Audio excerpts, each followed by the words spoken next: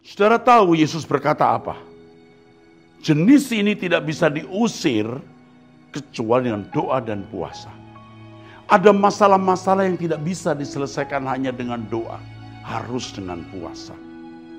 Kesempatan yang baik pada bulan puasa dari tanggal 24 Maret sampai 22 April kita akan doa puasa. Doa puasa dengan pagi seperti biasa doa jam 5 pagi dan sorenya kita usahakan ada pertemuan doa juga. Ikuti kesempatan ini. Mungkin kita tidak pernah punya kesempatan di lain waktu. Ayo puasa bersama.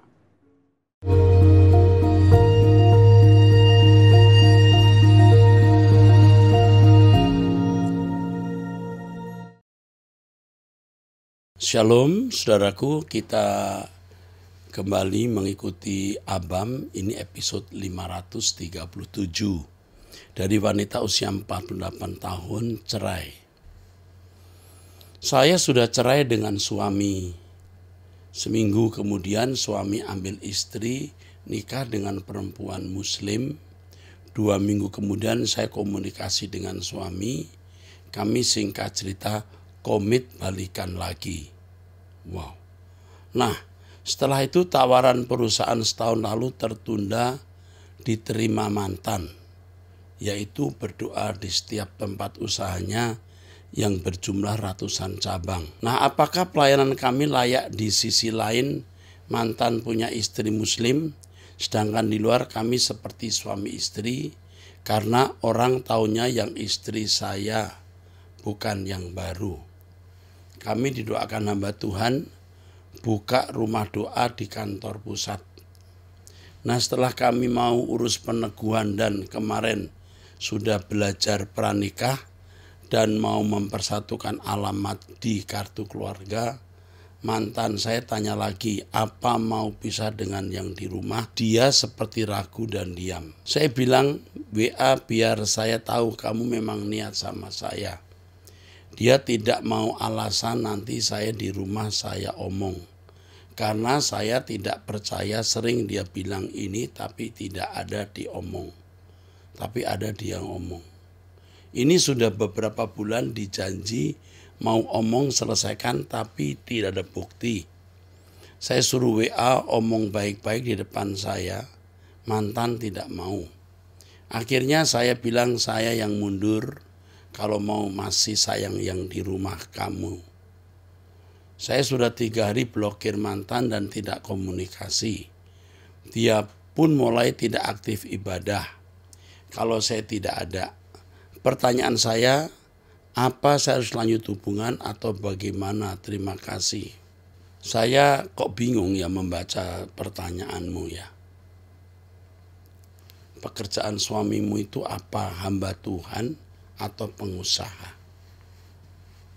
Tetapi apapun profesi suamimu, tapi dengan pria seperti ini kamu tidak punya kepastian. Saya juga tidak habis pikir, suami ambil nikah dengan perempuan muslim, 2 minggu kemudian saudara Anda berkomunikasi dengan suami, singkat cerita balikan lagi. Itu tidak masuk pikiran umum, tidak masuk akal secara umum. Dia menikah dengan perempuan muslim, saya sudah cerai dengan suami. Seminggu kemudian suami ambil nikah istri dengan perempuan muslim. Seminggu cerai menikah, 2 minggu kemudian balikan lagi. Kamu ini 2 orang tuh tidak sehat semua, saya kira. Pusing ini. Saya nasihatkan kamu untuk tidak melanjutkan hubunganmu dengan pria ini, tapi juga tidak memutuskan. Kamu gantung saja. Kamu bekerja atau melayani Tuhan baik-baik, minta petunjuk Tuhan. Perkawinan bukan main-main, kumpul, pisah, 2 minggu balik lagi. Tidak begitu. Ya, kamu kasihan dengan usia 48 tahun masih dalam kondisi seperti ini. Saya tidak tahu kamu punya anak atau tidak. Lebih baik kamu fokus mencari pekerjaan, punya nafkah, mandiri. Pria seperti ini tidak bisa diharapkan. Jangan mikir nikah dulu. Jangan mikir kumpul lagi dengan pria ini. Gantung saja, minta petunjuk dan pimpinan Tuhan. Itu yang saya nasihatkan. Jangan bertindak selain dari apa yang saya anjurkan. Jangan cari masalah. Hidup sudah banyak masalah. Udah jangan banyak masalah. Jangan nambah masalah. Hidup sendiri dulu. Kalau punya anak, urus anak. Cari nafkah, mencari Tuhan. Persiapan untuk kehidupan yang akan datang di langit baru, bumi baru. Sudah itu saja. Jangan sibuk dengan pria yang tidak jelas. Saya teruskan dari pria ini pendeta. Usia 50 tahun, menikah, punya anak 3. Salam, saya seorang gembala di Wamena, Papua. Saya berterima kasih buat Bapak Eras yang menerima, memfasilitasi anak-anak yang berasal dari Wamena untuk diterima sebagai mahasiswa di STT Ekumene dari tahun 2021. Sudah 3 anak yang diterima di sana. Besar harapan kami agar lebih lagi anak-anak dari pedalaman Papua yang bisa diterima belajar di sana untuk merubah paradigma kekristenan di masa depan nanti. Apakah Bapak Erastus bersedia untuk datang ke Wamena mengadakan seminar bagi hamba-hamba Tuhan di sini? Sebab kami membutuhkannya. Ada beberapa gembala baik bukan dari sekolah tinggi teologi dan juga dari teologi yang bersimpati dengan Pak Eras dan rindu kehadiran Pak Eras di sini. Terima kasih Pak Eras. Tuhan Yesus memberkati Bapak dengan kekuatan, kesehatan, dan umur panjang agar terus melayani dan mempersiapkan umat yang layak masuk kerajaan surga. Baik, nanti akan dijawab ya. Akan dijawab ya. Oke. Dari wanita usia 24 tahun. Halo, salam Pak Eras. Pertanyaan saya ini tiba-tiba muncul saat saya baca Alkitab pada malam hari kemarin. Ada dari dalam kitab Kejadian pasal 3 ayat 22 sampai 24. Pertanyaannya Pak, apakah saat Tuhan Yesus datang kedua kalinya nanti dan mengadakan pengadilannya, Tuhan Yesus akan memberikan buah pohon kehidupan yang ada tertulis dalam kitab tersebut kepada orang-orang salehnya yang terpilih, Pak? Saya hanya tiba-tiba berpikir soal ini karena setelah pengadilannya, jika kita benar-benar dan menuruti kehendak Allah, kita akan hidup selama-lamanya dan di LP3 yang seperti Bapak katakan dalam setiap khotbah Bapak. Kita memang akan hidup selama-lamanya bersama-sama dengan Tuhan Yesus Kristus di kerajaan surga. Saya menunggu untuk Bapak dapat menjawabnya. Terima kasih. Oke. Pohon kehidupan ini bukan pohon fisik yang dimakan untuk pemenuhan kebutuhan jasmani. Pohon kehidupan adalah kebenaran. Jadi orang yang masuk kerajaan surga nanti akan terus mengalami proses penyempurnaan. Terus mengalami proses penyempurnaan dengan kebenaran yang Allah berikan. Jadi kebenaran yang Allah berikan di bumi ini, ya saudaraku, masih bisa terbatas. Artinya jangkauan kita mencapainya. Kalau misalnya ada kebenaran sejumlah 10 juta, kita baru sampai 1 juta atau 500.000 atau mungkin hanya 50.000. Ya, karena kebenaran tidak terbatas, maka pohon kehidupan akan terus kita nikmati. Kita akan bersuka cita oleh kebenaran-kebenaran yang terus dibukakan di kekekalan. Itu yang saya pahami. Amin. Dari wanita usia 40 tahun, ya. Saya tidak bacakan ID-nya secara lengkap, ya. Sudah menikah, ya. Punya anak-anak. Pak, saya sekarang tidak bisa mengikuti doa pagi dengan sungguh-sungguh duduk diam karena pada jam itu saya harus siap-siap untuk menyiapkan bekal anak-anak sekolah dan saya sendiri harus siap-siap untuk berangkat bekerja. Bagaimana, Pak? Tidak apa-apa.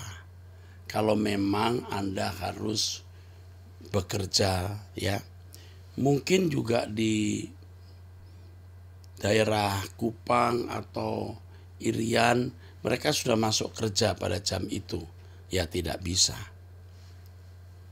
Saya merasa bersalah dan tidak menghormati Tuhan secara pantas karena saya tetap mendengarkan doa pagi tapi sambil masak. Enggak apa-apa. Siap-siap sampai terakhir mendengarkan sambil nyetir sepeda motor. Nah ini yang salah. Setir sepeda motor sambil mendengarkan khotbah itu bahaya, ya. Enggak perlu. Nanti ada waktu anak libur sekolah atau anak-anak sudah besar, kita doa pagi jam 5. Kalau tidak bisa jam 5, sediakan waktu yang lain untuk berdoa. Bisa. Doa pribadi jam lain. Pertanyaan kedua berhubungan dengan pekerjaan, Pak. Bagaimana cara bisa membawa anak didik saya benar-benar mengenal Tuhan secara benar? Peragakan kehidupan Yesus dalam hidupmu. Hidupkan kebenaran di dalam hidupmu. Itu akan menjadi khotbah dan arahan yang kuat bagi anak didikmu. Karena rata-rata anak didik saya walaupun beragama Kristen, tapi banyak yang tidak pernah baca Alkitab, tidak bisa berdoa, tidak pernah ibadah, dan hal itu biasa di lingkungan keluarga sekitarnya. Apa yang harus saya lakukan? Hidupkan kebenaran dalam hidupmu. Akan memiliki pengaruh yang sangat kuat. Pikiran perasaan Kristus yang kau miliki akan menggarami mereka atau menghadirkan kerajaan Allah di dalam hidupmu dan orang di sekitarmu. Salahkah saya apabila saya ikut terlibat mengeluarkan siswa dari sekolah karena penilaian saya terhadap siswa menjadi salah satu ukuran apakah siswa tersebut dikeluarkan atau tidak? Tentu ada prosedur mengeluarkan siswa. Kalau itu pelanggaran, diberi SP surat peringatan 1, 2. Ya, kalau pelanggaran berat, tidak bisa tidak, mungkin tidak perlu ada surat peringatan. Nah, mengeluarkan anak dari sekolah tidak selalu salah. Tentu ada alasan. Jangan sampai setitik nila merusak susu sebelanga. Ada siswa yang memang tidak niat sekolah. Yang begini kalau ada di sekolah bisa merusak yang lain. Oke. 4. Saya pelayanan di gereja suku, tapi saya merasa tidak sejahtera ketika bersama-sama teman di gereja. Kenapa ya, Pak? Sekarang saya merasa tidak mau terlalu dekat dengan mereka dan tidak mau terlibat dalam kegiatan-kegiatan yang sering mereka lakukan baik dalam pelayanan atau sekedar ngumpul-ngumpul. Apa saya salah? Kamu hadir bukan untuk menerima atau untuk mendapatkan sesuatu. Kamu hadir untuk menjadi berkat. Yang kamu dapatkan kesempatan menggarami mereka.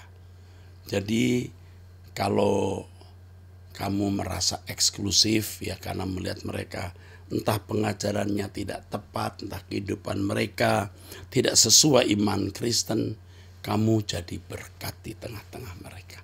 Bukan menghindar. Kecuali Tuhan suruh kamu menghindar. Tapi menurut saya, kalau itu ada di lingkunganmu, kamu harus hadir dan menjadi berkat. Oke. Pertanyaan berikut dari pria usia 65 tahun sudah menikah. Pasangan yang pisah mati kan boleh menikah lagi apabila nanti di LP3 berkumpulnya dengan pasangan awal atau akhir. Di dalam Alkitab kita memiliki nama baru, artinya identitas baru. Dan kita tidak tahu siapa yang akan bersama-sama dengan kita di sana.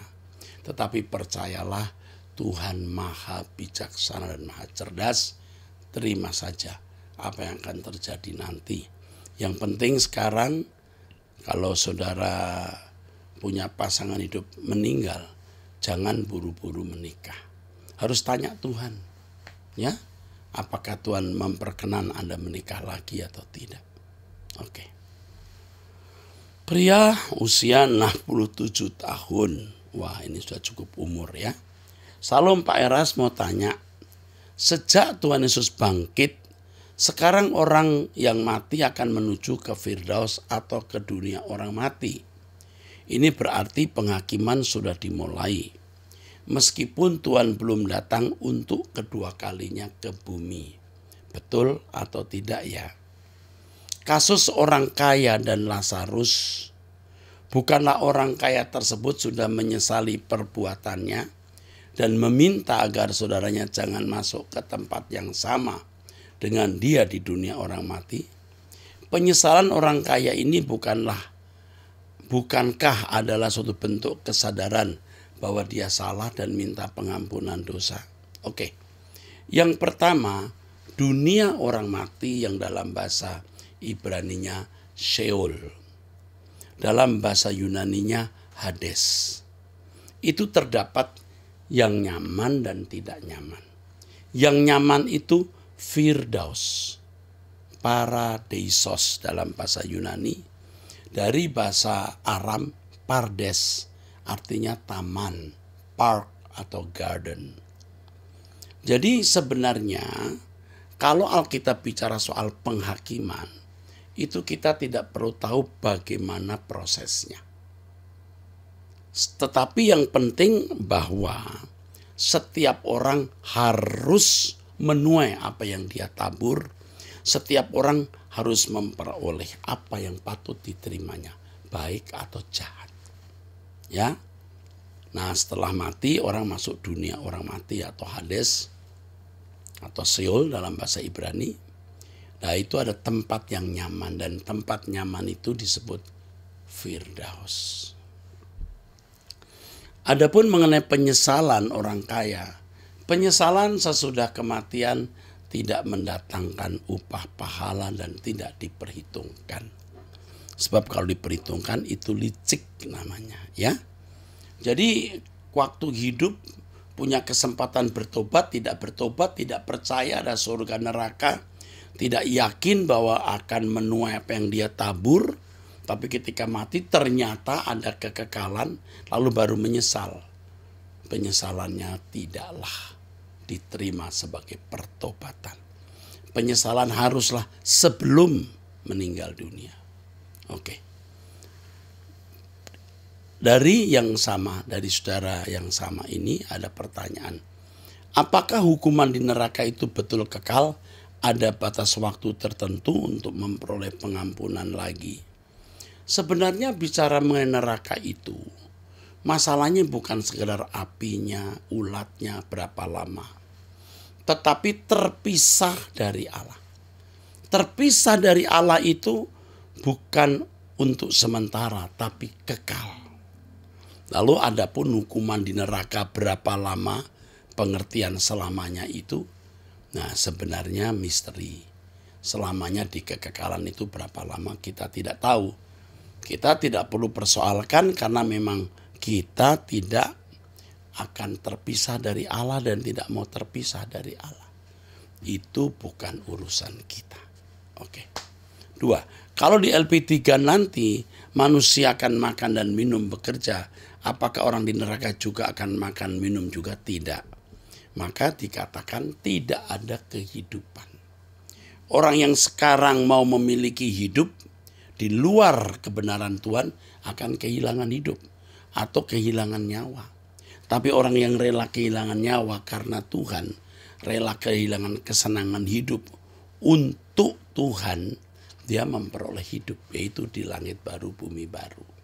Di neraka tidak ada kehidupan, tidak ada pekerjaan, bahkan keinginan hasrat pun sudah tidak ada. Karena mereka dibenam di dalam keadaan mengerikan. 3. Bagaimana orang yang ada di LP3 nanti kalau teringat akan orang yang dikasihi tidak masuk LP3? Akankah dia sedih? Kemuliaan Allah yang dahsyat akan membuat seseorang melupakan apa yang sudah ada dan terjadi di dunia waktu kita masih hidup. Kemuliaan Allah, keadilan, keagungannya akan mencengkeram kita. Sehingga kita akan sangat bisa menerima semua keputusan Allah, termasuk orang-orang yang pernah kita kasihi, yang ternyata tidak masuk langit baru, bumi baru. Semua serba baru, jadi suasananya pun juga baru, ya. Oke, ini di episode ini, ya, 537, ya. Oke, berikutnya dari pria usia 21 tahun.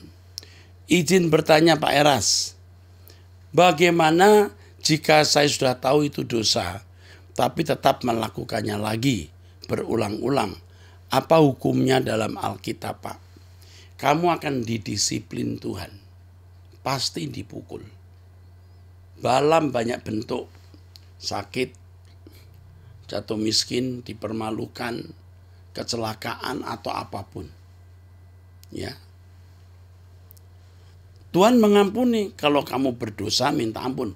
Kamu lakukan lagi, kamu minta ampun, Tuhan ampuni. Tapi jangan lupa, Tuhan mendisiplin kamu. Kamu didisiplin tapi masih tidak mau berubah, itu bisa mendukakan Roh Kudus. Setelah mendukakan Roh Kudus, kamu terus hidup dalam dosa, itu bisa memadamkan roh. Setelah kamu memadamkan roh, masih terus hidup dalam dosa, menghujat roh. Artinya kamu sudah tidak punya lagi keinginan untuk berubah, tidak punya keinginan untuk bertobat. Kamu pasti binasa masuk neraka.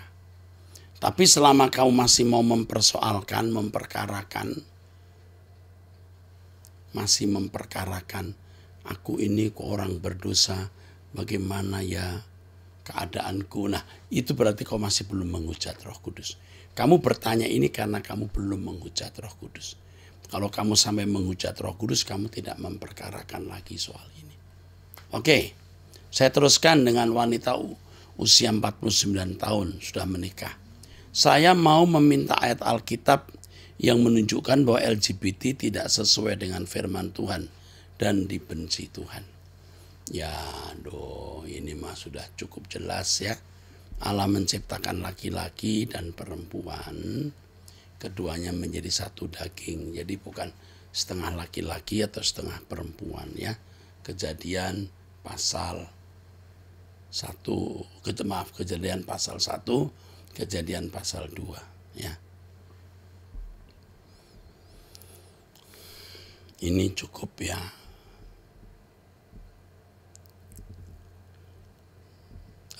Soal LGBT juga harus dipahami, ada orang-orang yang mengalami kelainan seks atau masalah gender.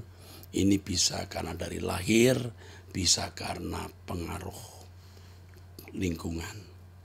Tuhan itu mau memberi kesempatan bertobat, berubah.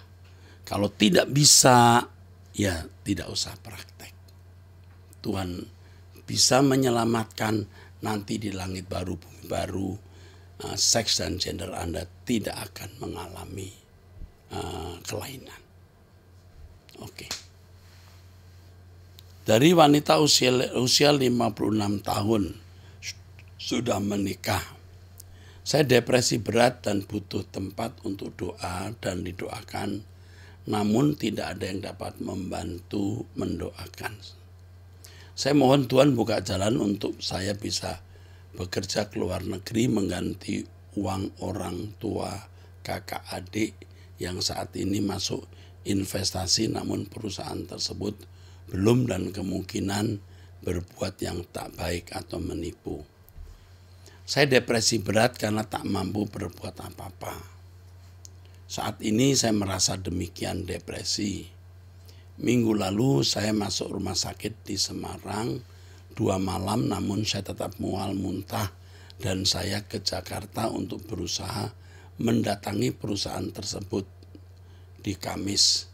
Karena Kamis adalah hari ke-14 janji dari perusahaan tersebut memberitahu apakah investasi yang kami ambil bisa dibatalkan. Saya dipermainkan sehingga saya depresi berat dan saya mencari pertolongan untuk membantu saya mengatasi depresi saya ini. Saya sampai tak sanggup berdoa bahkan membaca Alkitab. Saya mencari pertolongan untuk bisa mencurahkan isi hati saya dan meminta didoakan dalam keadaan depresi namun tak tahu kemana. Sebagai jemaat GSKI saya tak tahu harus kemana. Saya ingin pergi ke tempat di mana saya bisa sendirian, jauh dari keluarga, suami, anak, untuk dia mencari jalan apa yang harus saya lakukan. Namun saya tak tahu harus apa selain satu pemikiran, saya mencari saja kerja di luar negeri untuk mengganti uang keluarga saya. Sebagai jemaat GSKI, Anda ini kalau jemaat GSKI memiliki pengacara yang akan membantu. Jika Anda tidak memiliki uang, pengacara itu tidak perlu digaji karena gereja yang mempersiapkannya. Anda akan dihubungi orang kami dan akan ditolong. Pasti. Ya. Ketika ini dibacakan, saudara sudah ditolong. Jadi ini waktu mundur pembacaan, tapi Anda sudah ditolong. Waktu ini saya baca, Anda sudah dihubungi orang saya. Ya. Aduh. Pria usia 60 tahun sudah menikah. Salam, saya mau tanya apakah saya mendengarkan lagu-lagu dunia seperti Bee Gees, Andy Williams berdosa? Karena sekarang ini saya menjual barang-barang judul online seperti ampli, speaker, turntable, dan lain-lain. Doa dan baca Alkitab saya jalankan, tapi tidak rutin. Kalau seperti ke gereja dengar firman Pendeta Era Sabtono tiap minggu rajin, tapi online karena hidup keuangan kami pas-pasan. Kecuali kalau ada penjualan online, baru saya ke Arta Gading. Begitu aja pendeta. Aduh, saya ikut prihatin melihat hidup Anda. Tapi Anda tidak malas, Anda mau kerja keras. Puji Tuhan. Sebagai seorang profesional yang bergerak di bidang entertainment, jual speaker, ampli, turntable, Anda harus menguasai dan mengerti lagu-lagu Bee Gees, Andy Williams, Frank Sinatra, dan lain-lain. Karena Anda harus bisa memberikan jawaban kepada customer yang membeli. Itu nggak masalah. Yang penting hati Anda tidak terikat di dunia. Ya, tapi kalimat ini ya, membaca Alkitab tidak rutin. Nah, ini jadi masalah buat saya. Rutinlah baca Alkitab, berdoalah dengan rutin pula, ya. Oke, saya kira sampai di sini, saudara-saudara sekalian. Sampai jumpa di episode yang akan datang. Tuhan memberkati.